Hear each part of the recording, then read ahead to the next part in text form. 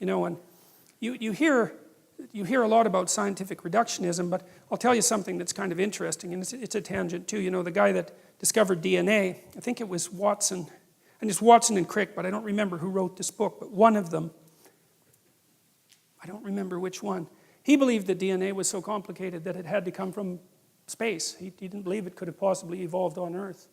And so, like a lot of these people who are used as exemplars of scientific reductionism aren't like that at all when you actually read what they had to say, right? They were very aware of the limits of their own knowledge. And I mean, DNA is something really quite spectacularly remarkable.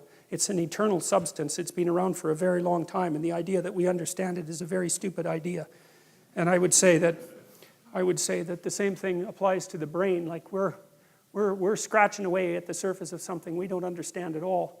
And so it's quite interesting, I think, that, and maybe Michelangelo had enough gall to do that. It's certainly possible. I mean, he had enough gall to do dissections when the cost of that was death. He had to rob corpses, essentially, to go and do it. So he wasn't, I would say, not particularly politically correct. So that's kind of interesting. And there's another representation of the same thing. And that's a funny one. I had to throw that in. I don't know how many of you know this, but there's this joke in the atheist community. I think it might have been started by Richard Dawkins, but that might be wrong, that it was just as reasonable to believe in the flying spaghetti monster as it was to believe in God. And that's the flying spaghetti monster, by the way. And so that's called touched by his noodly appendage. And anyways, it's not very sophisticated, but it is funny. So. And God blessed them, and God said to them, "Be fruitful and multiply and fill the earth and subdue it and have dominion over the fish of the sea and over the birds of the heaven and over every living thing that moves on the earth." And God said, "Behold, I have given you every plant yielding seed that is on the face of all the earth and every tree with seed in its fruit. You shall have them for food. And to every beast of the earth and every bird of the heavens and to everything that creeps on the earth, everything that has the breath of life, I have given every green plant for food." And it was so. And God saw everything he had made, and behold, it was very good. And there was evening and there was morning, the sixth day. Thus the heavens and the earth were finished, and all the host of them.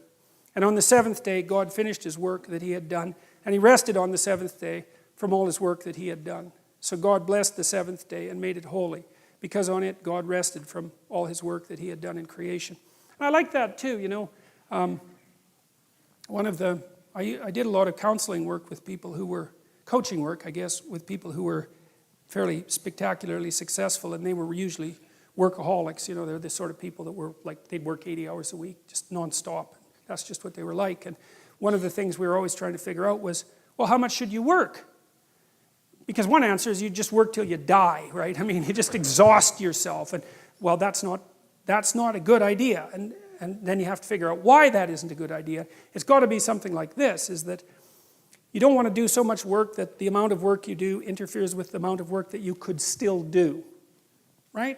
Because if you work like mad for 2 weeks and then you have to lie in a hospital bed for a month, that obviously isn't very productive. So you have to figure out how much you can work diligently and then how much you have to recuperate so that you can get back up and work again. And people have basically settled on something like this and given it the divine imprimatur. That's one way of thinking about it, which is, well, you can toil away for 6 days, and no wonder, because you have to work, but you should rest at least 1 day out of 7, because otherwise, well, you don't appreciate life. That might be part of it. And plus, I think it's more a matter of iterability, because one of the things that defines morality is the capacity to repeat something, right? So if something is properly structured in a moral manner, then you can do it over and over and over again without any degeneration.